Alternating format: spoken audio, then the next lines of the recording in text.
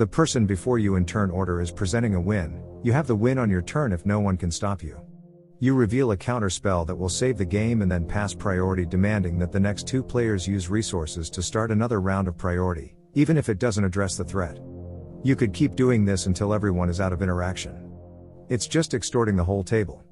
Your other two opponents are forced into king-making. They can either pass priority on the win on the stack or get rid of all their interaction and lose the game to you on the next turn. Are your opponents obligated to prolong the game, on the chance that you might not win on your turn? Can you ask them to reveal their hand so you don't pass priority one too many times? Would it be correct for your opponents to agree to reveal their hands because they know that player 1 will certainly win without your intervention? This actually has a name. It's called Manabulling, and it's actually somewhat illegal to do in cEDH tournaments. But while we're on the topic of answering questions that I receive on this channel, a very common question I often receive is how you can play games against me. It's actually possible to play games with me in real paper Magic and even come and make a bump fist. I'm actually gonna attend at the Tier 1 Con on the Friday, July 1st to the 3rd in Malmö, Sweden. It just happens to be in the country that I live in. It's not the city that I live in. I actually been there like 3 times my entire life, so I'm not gonna be able to give you a tour around, but yeah, I can show you some cool places maybe. But let's get back to the actual video. Now first off, this is actually legal or possible to do in a normal game of Magic. Let's say player 1 is casting a spell here. Let's go with an ad nauseam for this example, and player 2 reveals Fierce Guardianship and reveals the intent of casting the Fierce Guardianship if player 3 and player 4 tap out. So player 2 doesn't do anything, player 2 just pass priority to player 3. And if player 3 and player 4 doesn't do anything, it will go back to player 1, or actually doesn't go back to player 1, Adnos will resolve, and player 2 doesn't even get a chance of doing the Fierce Guardianship afterwards. But if there's an action that is being taken, for example tapping a land, for example tapping out your mana, it gets a reset. So yes, it goes back to player 1, and then it goes back to player 2, that now cast the Fierce Guardianship. What player 2 wants to achieve here is to make player 3 and player 4 tap out so they can't interact, and then counterspell player 1's Adnos, go to player's 2 turn, and then win himself. With a console Tinted Pact, for example. And doing this is illegal. Or it's not illegal, but it's something that a great majority of community doesn't like. I've even seen webcam Discord tournaments that the judges say, if I see someone do this, I will disqualify that person. It is considered to be a very strange and aggressive thing you shouldn't really do. But it is definitely something that is worth talking about, because there are some variants to the possible scenario. Because this specific scenario is actually a really bad play from player 2. It doesn't look stupid, it looks really smart on paper, but there's a counterplay to it, a social counterplay that you do. Now, this is really important to remember. Player 3 and player 4's perspective in this, they're gonna lose. It doesn't matter to who. Either they lose to player 1 or they lose to player 2. And they should say this, like they should say the following: I don't care, I don't have a response to this, so I can lose to player 1 or I can lose to you. Doesn't matter for me. And once player 2 realizes this, he can choose to lose the game to player 1, or he can choose to counterspell this, because in his perspective he can still survive the longer run. So what player 3 is doing here is saying, I don't have a response to ad nauseam, you've just revealed your Fierce Guardianship, you should probably use it. And then just not tap his lands and pass turn. He should also probably say, I don't want to tap out, I want to activate my phrases on your end step here. The kind of misplay here from player 2 is revealing the interaction and the potential intent of using it. So what this is telling player 3 and player 4 is that they don't need to interact, there is an interaction on the battlefield. And as long as they just say, I'm not tapping out, you can lose the game, I will lose the game, you can prolong the game, you should prolong the game. And as long as they say that, player 2 will be forced to actually interact, because in his world, player 3 and player 4 doesn't have an interaction, and then boom, player 2 is going for the win, and boom, player 3 is revealing and using the mana drain on that fastest consult. However, there's more to this scenario. There's something different player 2 can do that will really start to create some discussions about if this is okay or not. So player 1 is casting the ad nauseam, player 2 has the Fierce Guardianship, doesn't say anything, doesn't do anything, and passes priority to player 3, and then player 3 doesn't have anything, that passes to player 4 that also doesn't have anything. But now, when the player 4 is about to pass, player 2 says the following: okay guys, I was just sandbagging, I have a fierce guardianship here, if you just tap, let's say, one land over there, tap your forest, or no, tap your land that taps for colorless mana, I don't care, just reset the priority and I will stop this with my fierce guardianship. What player 2 is actually doing here is checking. He's looking into if player 3 and player 4 actually has an answer. He sandbag his interaction first, but it's doing something that is making it safe to sandbag. Something I've talked about previously in another video on how you can sandbag safely. But now he is sandbagging safely with Manabulling. By the way, he doesn't actually know if player 3 has an interaction, because player 3 could be sandbagging himself as well. Player 2 is also not asking player 3 and player 4 to tap out everything they have. He just wants them to like tap one land or something to just create a new circle of priority so player 2 can actually cast the Fierce Guardianship. But it is still Manabulling, and it could become a really annoying culture inside the community. And I want to emphasize on annoying here. Let's say someone is doing something really mediocre. For example, here we have something really mediocre. Player 1 is casting a Carpet of Flowers. Player 2 has a mental misstep,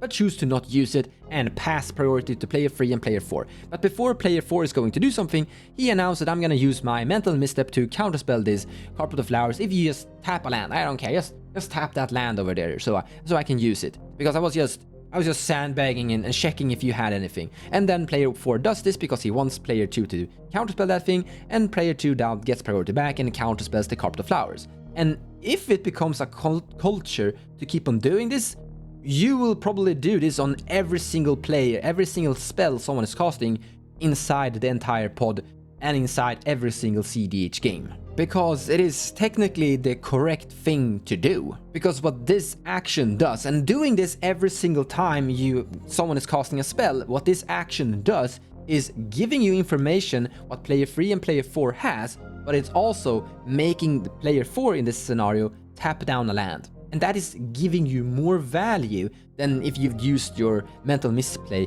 the first moment you had for it. And if this would become a norm, if this would become something people are doing on a regular basis, I would really start to argue, let's ban this action and just ban this concept completely, because it's gonna be annoying to execute that.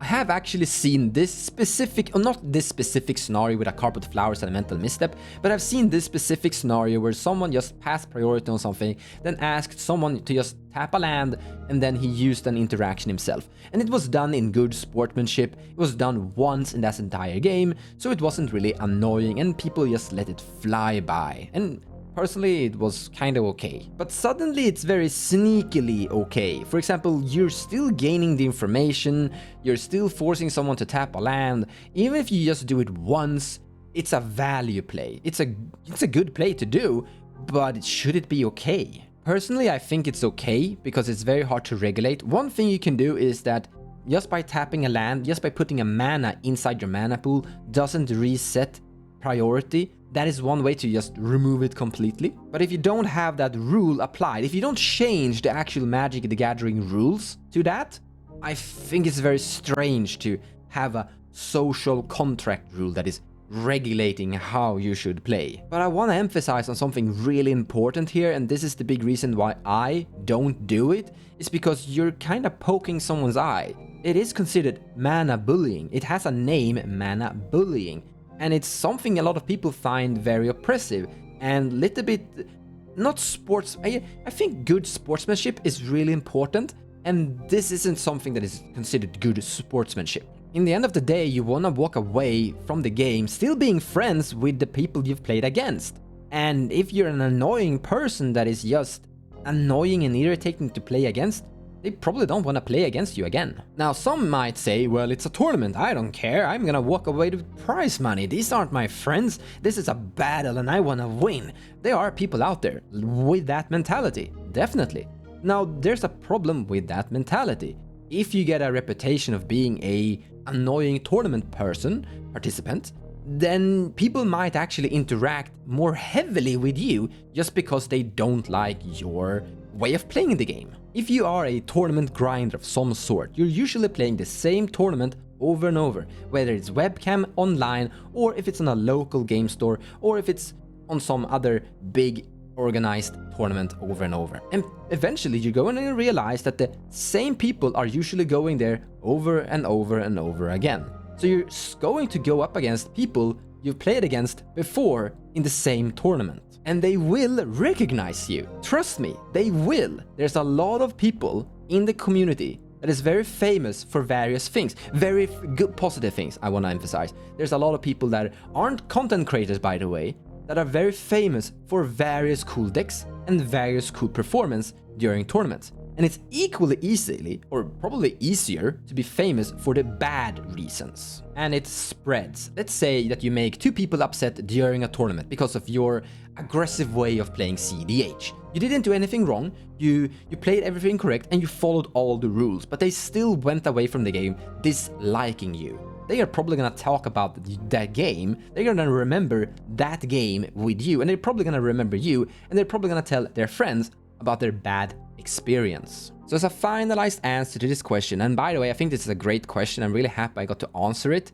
is that you should really listen to the pod and see what the pod thinks, and just hear everyone's thoughts about the game, because it could differ depending on what people you're playing with. Strangely, I think going with the flow is a really good approach here. There are some variants to this scenario that I would kind of be almost okay with, and there are some variants to this where I wouldn't be okay. For example, the part where if this becomes a norm, that it's like a culture thing that you just do on a regular basis, I would find it annoying and I would get irritated, and I think it would just make the game longer. I don't want to sit in a game where player 1 goes past, and then player 3 goes past, and player 4 goes past, and player 2 goes, okay, tap your land so I can cast my Mentos misstep, and we do the whole thing again.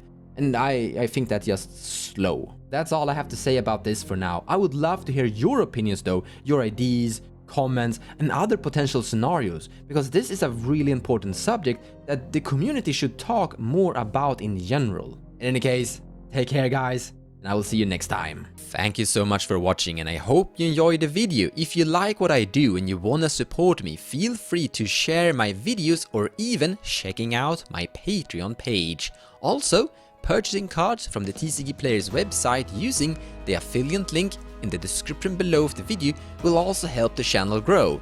So a big thank you to all of you.